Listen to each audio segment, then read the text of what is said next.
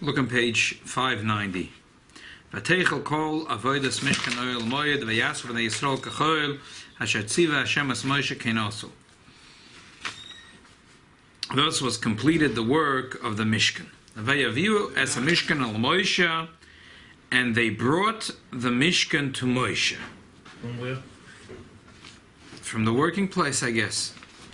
Esa oil was called Kalev, Krosov, Krosha, Bricha, Vamuda, Vadona, was Michsa, Oiris, Elam, Adom, and Michsa, Oiris, Tchoshim, Es Perechas, Amosach, Es Aranaidus, Es Bada, Ves Akapoiris, Es Asholchans, called Kalev, Es Lechem, Ponmas, Manoira, Hata Oiris, Neresen, Neris, Amarochas, called Kale, Es Shemen Amor, Ves Mizbach Azov, Es Shemen Amishcha, Ves Ktoris Asaman, Ves Mosach, Pesach Oil, Es Mizbach Anachoshech, Es mirbar na khoyshe shlo es badav es kolkele es kerev es kano es kale khotz es modev es adona ves mosach le shar khotz es mesor ves de sel base kolkle avoid es mishkan loyal moed es big day asrod le shar es bakesh big day kaydish lar na kains big day von of le khain khel es tziva shem es moyshe kenos of Israel es kol avoid ve yar moyshe es kol malocha ve hine yos es kesh tziva shem kenos.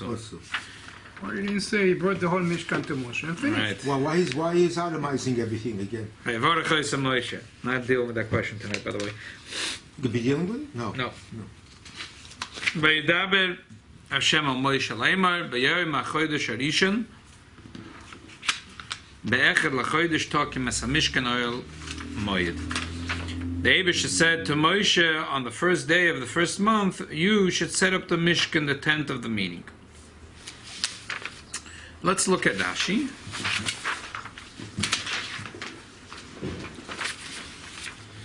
Vayaviu, where I underlined Vayaviu as HaMishkan.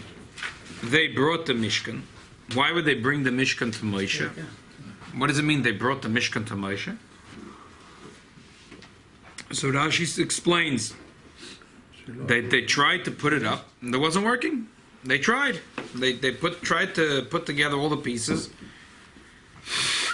It wasn't working. Shaloi hoyu yechelem le hakimoi. They were unable to erect it. Rashi doesn't say why. It's interesting to note. Rashi at this point doesn't say why they couldn't erect it. They couldn't. Some reason. We don't know why right now. Rashi later will say why. Right now he doesn't say why. Because Moshe did not work whatsoever in the Mishkan. He did no work at all. The Eibishter decided God left him to erect the Mishkan. What did God do?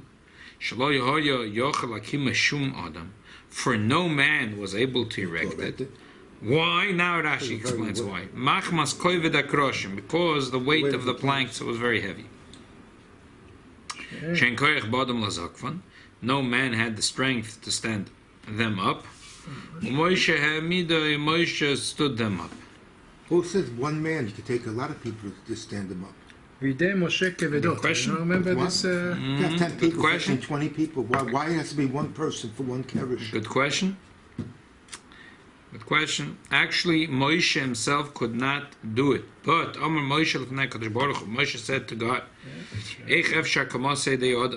how is it possible for a man to erect it? Amar loi, the Eibishter answered him, you busy yourself with your hands. It appears as if he, Moshe, had erected it. But it had stood upright on its own. This is what it meant by when it said, Hukam HaMishkan. It says, as we read, it says Tokim HaMishkan, but later it says in Parshas Mini that it was Hukam HaMishkan be'echad l'chodesh Hukam HaMishkan. What does it mean? Hukam Me'elav was erected on its own.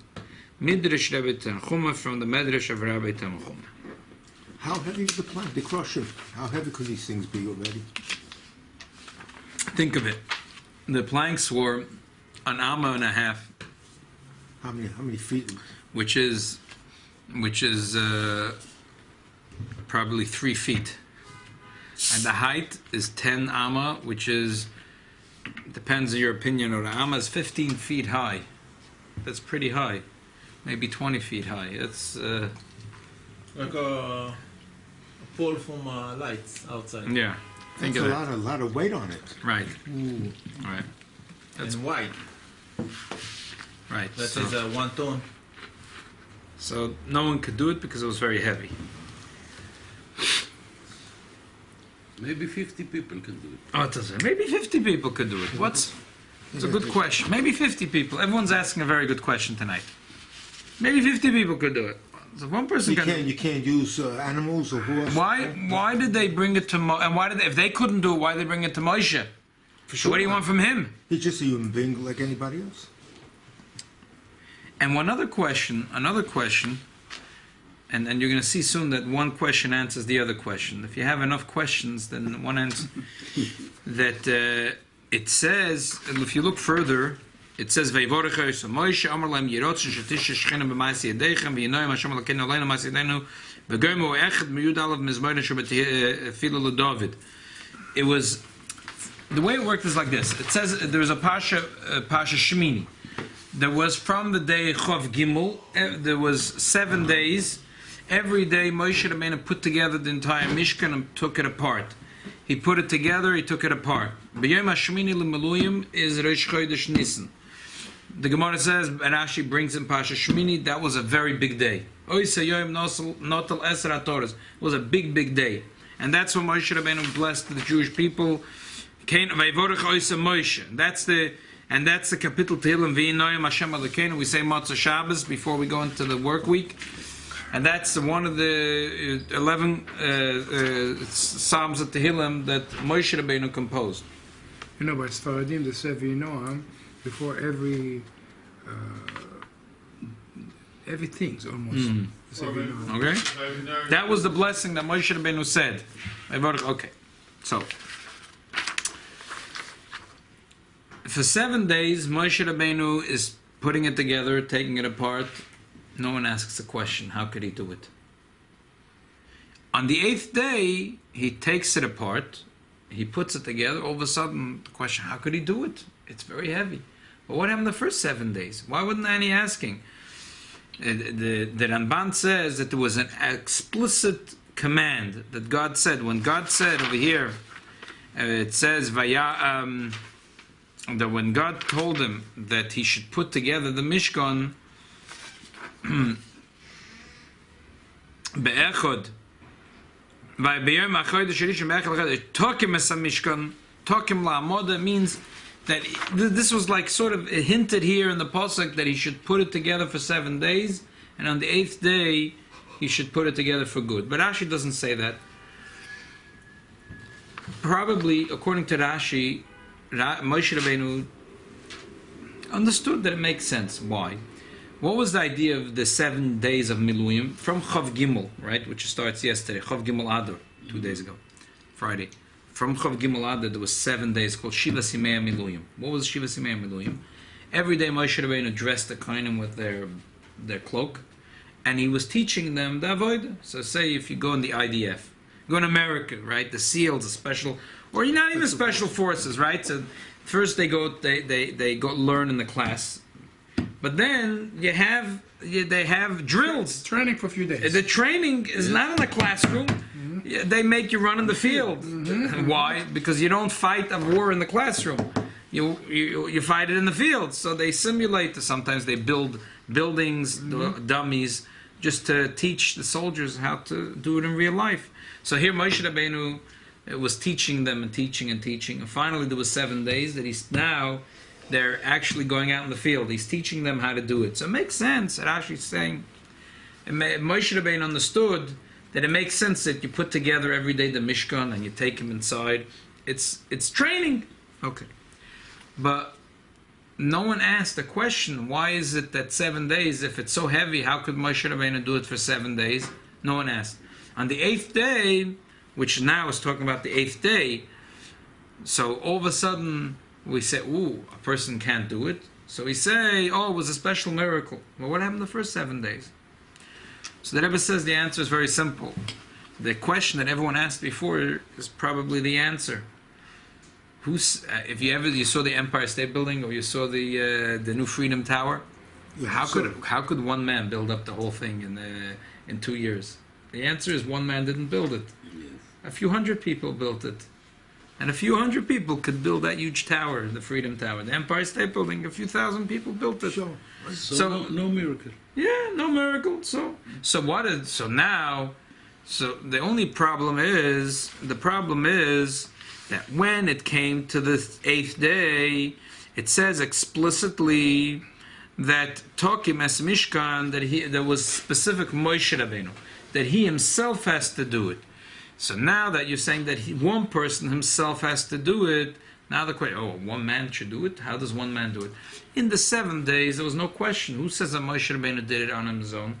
He had 50 men helping him. So if 50 men are helping you, you could do it. But here the pasuk says, "Veidaber Hashem al Moshe le'em b'yem hachodesh rishon ve'echad l'chodesh tokim es mishkan oil moed." Tokim lashon yochid, singular. Moshe Rabbeinu has to do it. So the question is, how could you do it? It's very heavy. It's very heavy, and that's why Rashi says that his pirush comes from Medrash Rebbe Tanchuma. Usually Rashi doesn't quote the source of where he gets his if it makes sense, it makes sense. He doesn't usually quote sources unless there's a reason for it. The Gemara says in the Dorim that Moshe Rabbeinu was 10 amas high. That's big. You know how big that is? Goliath. Exactly. Half good, yeah. Wow, that's crazy. 10 amas high. 10 amas, say 10 amas is 15 feet. So Moshe Rabbeinu could almost touch the roof of this house from the outside. With his nose. Yeah, exactly. Yeah. And the Gemara says in Brochus that when he killed Oig Melech HaBoshen, he was 10 amas high, and he took a stick. But in Pshat, and the Gemara says that's why it says that he put the curtain on top of the oil, because it was very easy. He was 10 amas high, so it was just like, if you take in your own house and you put on top of your tablecloth on your table, it's vayifrois, you just spread it out. So he was 10 amas high, so he could just spread out the curtains. You don't need a ladder. But in Pshat, so according to that, you don't need a special miracle. If you're right, if I am 5 foot tall or 5'5", so that 5'5" is what? Is 3 amas, 3.5 amas. So I have to pick up a pole which is 10 amas. That's not normal. Impossible. So you have to say a medrash Rebbe Tanchuma that it was a miracle. But if you say like the Talmud that he was 10 amas high, no problem. So probably doesn't need a miracle. If a person's 10 amas high, he takes he takes it and he puts it up. It's not a problem. But he was 80 years old. Right. If he's 10 amas high, he could probably do it not bad at 80 years old. But we know in the wars... Right, because it says we know in the war, when he picked up his hand, Hu and Aaron helped him, and they're winning. So he's strong, heavy. Over there it says his hands were heavy for a special reason, because he was nisatzel b'mitzvah, because he didn't go out in the war himself. But usually we say that Moshe was powerful. But the thing is like this: if you're 10 amas high, picking up a beam that's 10 amas is not hard. So therefore, the Rashi says that this is Medrash Rebbe Tanchuma, because according to the Talmud, it wouldn't be a question. One person could do it. How can one person do it? What's the big deal? One person would do it. He's a big guy. He's a big guy. But according to the Medrash Tanchuma, he wasn't a big guy. The truth is that according to Pshat, it's crazy. You know what time? Could you imagine the girls met him? It says that he went out and he saw that the shepherds were beating up on the girls of the Midian. Right, the Midian. So he chased away the shepherds and he helped out the girls to get the water. They come home and father says, "Madua mihartem bo hayoim." Yisro said, "Ish mitzri etzilonu miyad haroyim." There was an Egyptian man that saved us. Why didn't they say Moshe? They didn't know his name, right? Yes. An Egyptian. You look like Egyptian. You look like Egyptian, right? It says in the Midrash that he was dressed like an Egyptian. Okay. Maybe. So if they thought he was an Egyptian, so they gave him a description. It's like, you know, you have to, the cops try to make a mugshot. Who would they try to find someone? So they say, he was white skin or dark skin. Okay, white skin, dark skin. You know, basic things. Yeah.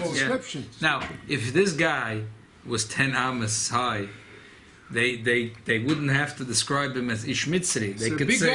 They could say that tall guy that, you know, that major basketball player that fell off from the moon, he was the one that saved us. They didn't say that. With him Pshat, He was a regular guy. Pshat, he was a regular guy. Maybe spiritually is very big, but Pshat, he wasn't 10 amasai. So therefore, it's a question, how can he put up such big kroshim? And the Torah says singular, that he has to do it. The other days, it's not a question, because maybe he had helpers. But on the day of Yom HaShemini Limelu, in the 8th day, which is Rosh Chodesh Nisan, it says Tokim Loshen Yochid, that you have to do it. So therefore, the question is, another few questions. Why did Moshe Rabbeinu not join in building the Mishkan? When he was special told to do. Yeah, we find that the Nesiim, they felt very bad that they weren't part of the Mishkan. He overlooked how they're building it.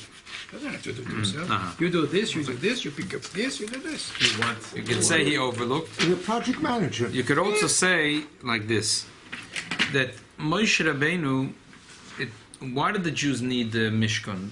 The Mishkan was there to show that God forgives on the sin of the Egel. Moshe Rabbeinu wasn't part of the sin of the Egel. Not only that, Moshe Rabbeinu, it says that he took his tent, he brought it chutz lamachana, and he called it Oil Moed. V'hoya kol ha'mavakesh Hashem. Anyone that wanted to search for God went out to Moshe's tent. So Moshe had a tent where he could meet God.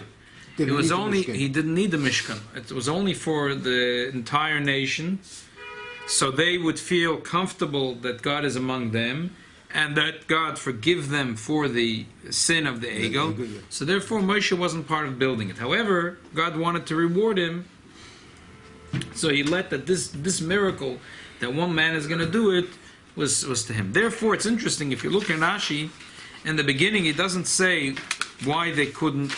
They couldn't put it up. They didn't know why they couldn't put it up.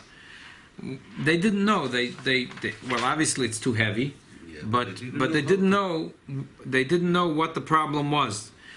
Maybe they thought that they're not worthy, that God should make a miracle for them because they sinned in the Egel. So Rashi says no. It was a special reward for Moshe Rabbeinu. That why was it that they needed a special miracle? What is the exact language of the Meditas Midrash Tanchuma that says Moshe was a regular guy? The Medrash Tanchuma doesn't say he was a regular guy. So what did He just said, the reason why Rashi is quoting Medrash Tanchuma, because if you would go with the Shittas HaTalmud, you might not have a question of how could Moshe Rabbeinu do it. If Moshe was 10 amas and the kroshim are 10 amas, the Gemara says not lagabe the kroshim. The Gemara asks lagabe putting on lagabe putting the michzah. So the Gemara says it was no vayifrois. It was like a man doing a tablecloth because he was 10 amas tall. Easy for but us. they said that there was another source to indicate that he was not an abnormal gargantuan. He was No.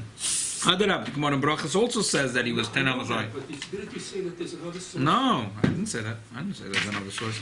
I'm saying Rashi, if he held like that Gemara in Pshat, he wouldn't have this problem, how Moshe Rabbeinu could do it on his own. So you're not aware of any place where... No. Okay, because I think this problem always bothered me a lot. Because like you say, it's just ridiculous to think of it like that. And it doesn't jive simply with the Peshat of the Pesukim. Like I also thought about the thing with the Bnot Yitro. Right. That why did they have to say he's an Egyptian? Wherever he went, he was looked upon like a circus freak. Right, exactly. And also there's another place in the Midrash Rabbah where it says something about Moshe that Im Kain, if you say something like that about Moshe, it says Im Kain Asitil Moshe Rabbeinu Baal Mum. Okay? Now one of the mumim for the Kohanim is if somebody is abnormally tall. Right. And it just doesn't fit into the Pshat. To the Pshat, yes, It so happens that I came across once in Rambam in the Bukhim, he doctor says that Moshe was not 10 amot tall. He was he might have been tall, but he was normally tall. Right. So that's what the Rebbe is saying. In the way of Pshat, it would be strange to say that he was 10 amos physically. Yeah. That he was physically 10 amos. So therefore, Rashi wants to better bring the Midrash Tanchuma, which says that it was a miracle that the Eivishter helped him, rather than saying like the Gemara that he easily was able to do all this on his own because he was 10 amos tall. That's the Rebbe's word. That's why he quotes Midrash Tanchuma, because he wants to say Dafka like the Midrash Tanchuma, because if you'd say like the Gemara in the Dorim, it would be simple. So what does Midrash Tanchuma say? Tanchuma says that God made a special miracle that he was able to put it up. That God said, you put your finger hanging. He was a normal guy. He was a normal guy, therefore he needed a miracle. If you say like the Gemara, that he was a tall guy 10 amos, he wouldn't need the miracle. And Rashi doesn't want to say that because in Pshat it would be weird to say that Moshe Rabbeinu was physically so tall. Like you said, from the story of the Mitzri. And also it was like, it would be a weird thing in Pshat. Moshe wasn't famous by his physical strength. Right. He was famous for other things. Right. In the Talmud, when the Talmud says 10 amos, it could also mean a spiritual height. But in the Rashi and the Pshat doesn't want to say, because in Pshat, if you say 10 amos, it means literally. It means it was 10 amos high. In the beginning, Rashi says, "Shelo hayu yocholim." They, the people. Right. Then he says, "Lufi shelo haya yachol hakimu." No. Moshe. You could say in the beginning, Rashi says that Vayaviu et hamishkon. Right. Not one person. Shelo yocholim lakime means that They could not. But it could also mean that they thought that it's a mitzvah ish. They thought ish memalachtai. It could be that they thought that an individual must do it. He can't do it in the shiva simei miluyim. You can do whatever you want. It's only it's only chinuch. But they thought that on the day of the actual day of Rosh Chodesh Nisan, Yom Shemini Lil Miluyim, that one person has to do it. So one person tried, and the second person tried, and a third, and no one could do it. And that's why Rashi says, Shaloi hoya yochel lakima shum adam, singular, that one individual can't do it. But if 50 people do it together, they could do it. But the mitzvah was that one person should do it. So they figured maybe Moshe Rabbeinu could do it.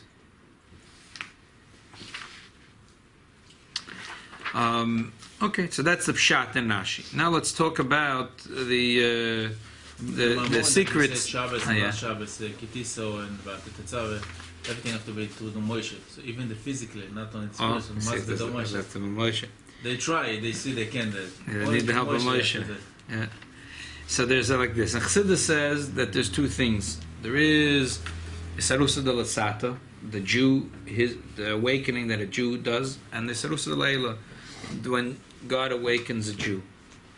What's the difference? Talmud says, a person rather, normal people, rather their own, don't give me, I rather do it my own, that it's sweeter to me something that I have on my own, meant 10 times if you give me. But there is a limitation to what I could do. If the Eibishter gives me, if God gives me a Yisoirus, an awakening, it's more spectacular. But if I do it, it's more precious. Mm-hmm. So each one has an advantage. The 7 days, it was Moshe Rabbeinu's initiative to put together and to take apart the Mishkan.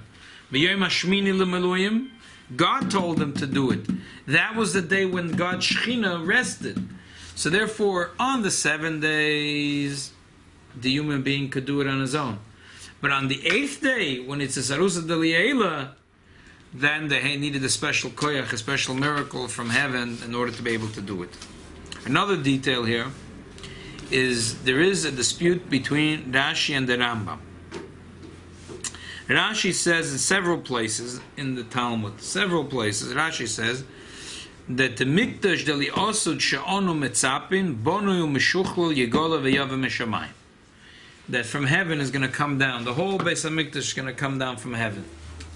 And the Rambam disagrees. He says that the Jews will rebuild the Beis HaMikdash physically. They're going to build rock by rock. brick by brick. And then the So- Shemayim one will... So the Rebbe says that there's many ways to put together, that the Rashi and the Rambam are not arguing, but there is some argument here. What's more precious? Rashi says that what's more precious? You want to know what's more precious? To build it.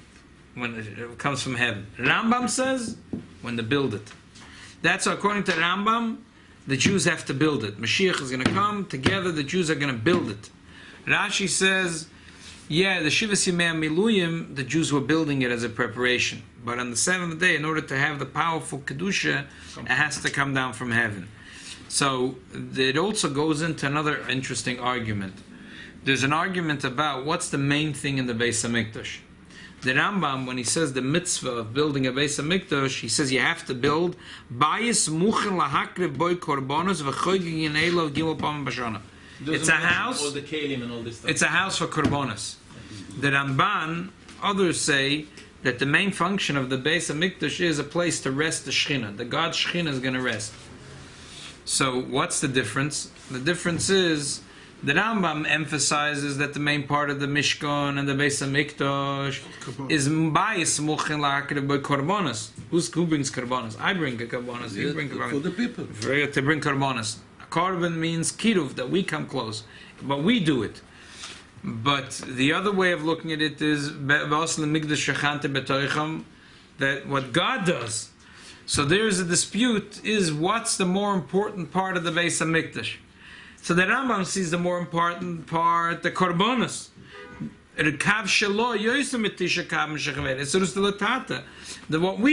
What we do, which is more precious and is harder, and it lasts longer because it's more internal. So therefore, the Rambam says, who's going to build the third Beis HaMikdash? The Jewish people. But Rashi holds that good, that's nice, but what's more powerful when it comes from heaven? Isarusa Deliela is more powerful. Therefore, Rashi says, Bona Meshuchlil, that Yegola v'Yova Mishamayim will come from heaven. Now it makes sense that according to the Talmud says it was natural. Moshe Rabbeinu was big; he was able to build it. And Rashi says, no, it was a miracle. In order to make the Mishkan B'Yom HaShmini L'Meluim, which is the first day of the proper service of the Beis HaMikdash, there has to be a special miracle, a special koyach Yisarus D'Leila, a special koyach from the Eibishter. The Rambam did not know that twice the Jews built a Beit HaMikdash.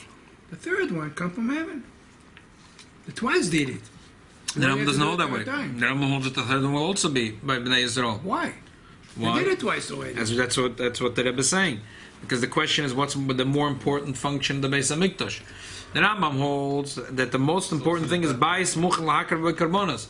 That the most precious thing is the avodas Hashem that the Jew does, not the awakening that comes from heaven.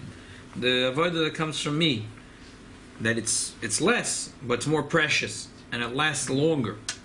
But the Rashi holds that what's more important is the one that comes from heaven. Therefore, the Rambam says that the third Beis HaMikdash is built by us, and the Rashi says it's built by Hashem. That's why Rashi here says, that's why Rashi here says that B'Yom HaShmini L'Meluim, which is the first day of the service of the Beis HaMikdash, in order to make it happen, it has to be a special miracle that the Eibishter makes it. Bezrat Hashem, we live in time Beit HaMikdash, and then we know who was right. Rashi or the Rambam? No, you could make up sure that we will make from ourselves, and then it's going to be like a Lego block, come from Shemayim and dress on it. Elu ve'elu divrei Elokim Both of them. You need also to make the mold, and then you will put the base you're in. It's interesting to note also that Rambam lists Binyan Beit HaMikdash as a mitzvah that's incumbent upon all of Israel. Right. And people have this notion, it's an erroneous notion, that it has to be done by the Mashiach. Right. That's not the whole, that's Right. not right. Right. It's a mitzvah on Klal Yisrael. No, but there's a Tanai in the mitzvah, in the Beis HaMikdash Shlishi, that Mashiach has to come first. Because that's what the Rambam writes. In the Seder, on the Perek Yud Aleph, he says the first comes Mashiach and then they build the Beis HaMikdash. Yeah. No, okay, but when you read yeah, but there it doesn't. Just it's a mitzvah. It doesn't go into to Mashiach and not Mashiach. But when he says the order of things, when it comes... Okay, that's if it wasn't done beforehand. Some things that Mashiach is going to have to clean up a lot of things that we couldn't do, and do a lot of things that we couldn't do. You need Mashiach for Shibud Malchus to remove the Shibud Malchus. Okay, I hear what you're saying. You're saying if it hadn't built before, so the Rambam says that Mashiach comes first. Yeah. But theoretically, if it was there before, it was there before. And we would even be chayav to do it. I'm not sure. What do you mean? Because it's not. It's like before Mashiach. It's Is the chesed from today? The chesed from today. What we need first? There are no mitzvot peculiar to the Mashiach. That's a fantasy. so. If I'm not doing the mitzvah today, I'm mevatel the mitzvah. Well, It could be not. You're saying, yeah, maybe me personally not because it's not in my hands to do. yeah. Not here. No, but you can ask why they didn't build so far. Huh? Why Is they this didn't build you say is it the incumbent on Beit HaMikdash so Mashiach? far? The mitzvah. You could also say it's a technical reason they didn't have the power to do it. Well, it's not dependent on Political, yeah. not dependent on Mashiach that in order to build the Beis Hamikdash.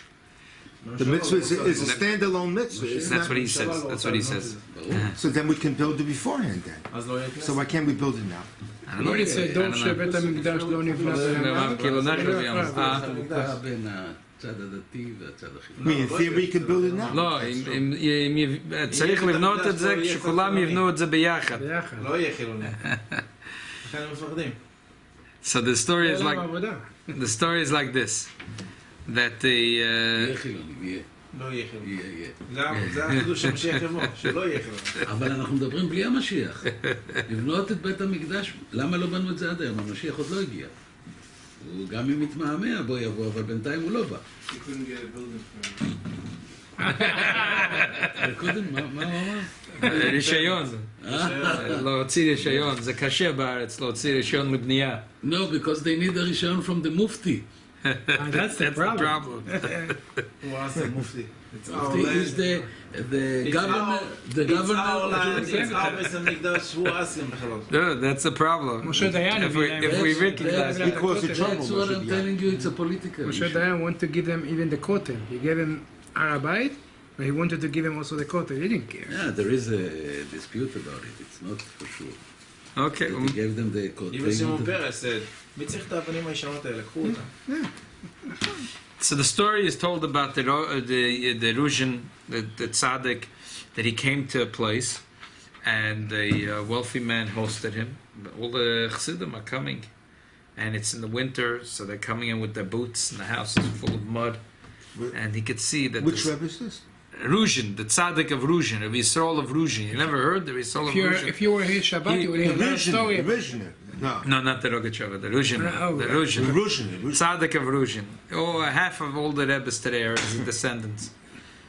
So he sees that the rich man is not like very excited that Not people are comfortable coming. with that. People are coming all over his muddy. house with the mud. With So the he bucket. says, "I want to tell you a story. There was once a poor Jew. It was before Pesach, so it's already Purim time, and he's so poor. He knows there'll be nothing on the table, no matzah, nothing. He went out and he tried to get this little job and this little job. He worked very, very hard. He had enough money, so it was right after Purim. He went into the big city. He went to the bakery. He got himself matzah. He got himself a little bit of wine, whatever he could buy. And he's all excited, and he's on his way home. But there's big puddles, and his little horse gets stuck in the puddle, and he goes flying. And him and the matzah and the wine all go flying. And he is brokenhearted. His life is so bitter. If for Pesach, or at least he worked extra hard, he'll have matzah, some wine, nothing. So he starts to cry. He's a rich man, travels, and he hears a cry. A Jew, he stops. What happened? So he hears that the Jew is crying. He tells his wagon driver, "Come on, get his horse and buggy out of the puddle." But the guy is still crying. So the rich man goes over and finds out, Why are why are you crying? It's the matzah, the wine. Come, let me go with you. They went to the man's house, and he sees that his wife and children are walking out of the house without shoes, without socks, and their dilapidated little house. He feels terrible. He feels so terrible. He takes all the money he has, and he gives it to this man. He says, listen, you buy yourself, get yourself some workers, fix up your house, fix up the roof, get your wife clothing, get them shoes, buy stuff for Pesach, and then after Pesach, take the money and then start doing some business. The rich man died. He came to heaven. This guy wasn't the straightest and the best man. This rich man was not the biggest tzaddik. All the angels came along to talk about all his sins. And the elevator was all getting ready to bring him straight down to Gehenna. However, all of a sudden came one angel and said, wait a minute. This man saved the family. He saved their entire life. You remember Shabbos, we were talking about that there's a scale, right? You put the stuff in the scale. So he said, okay, let's weigh up. You have all the sins. But I want to tell you that he saved a father and a mother and 6 children, and they had an old father, a grandfather and grandmother, 10 Jewish people. He saved he really put them on their feet.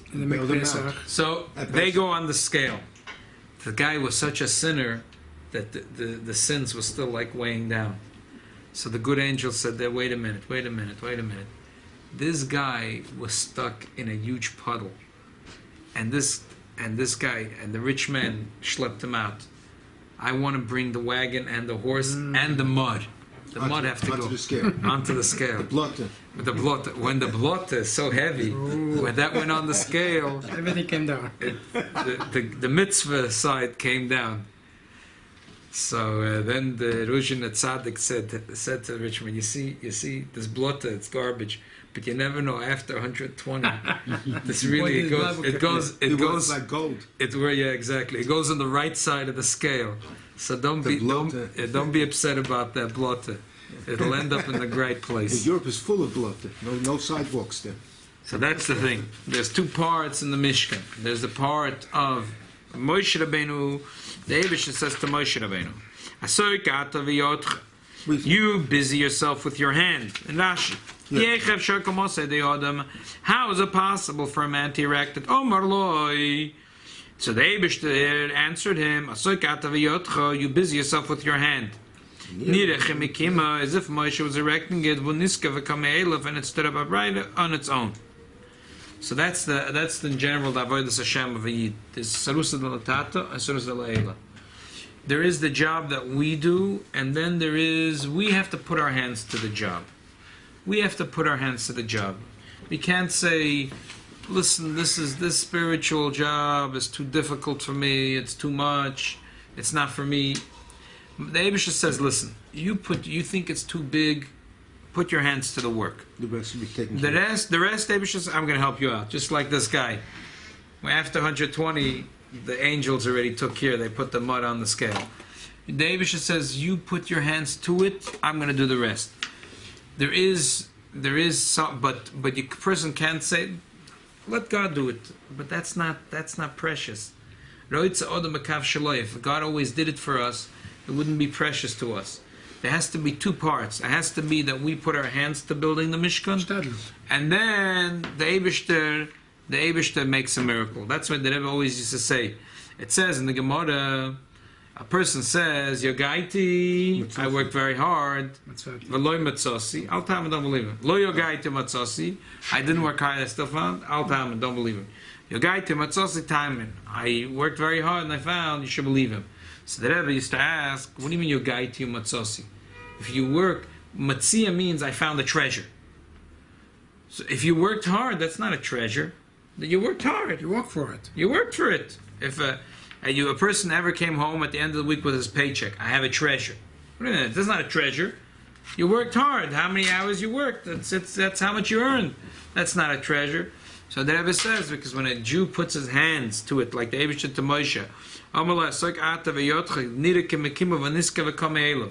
Hashem says, you put in your gear, you put in your hard work, whatever it is, in to purify our midos, in helping another Jew, whatever it is in our avodas Hashem that we have to do, we have to put in our effort. And the Eibishter makes mitzvah that it's like a treasure is found.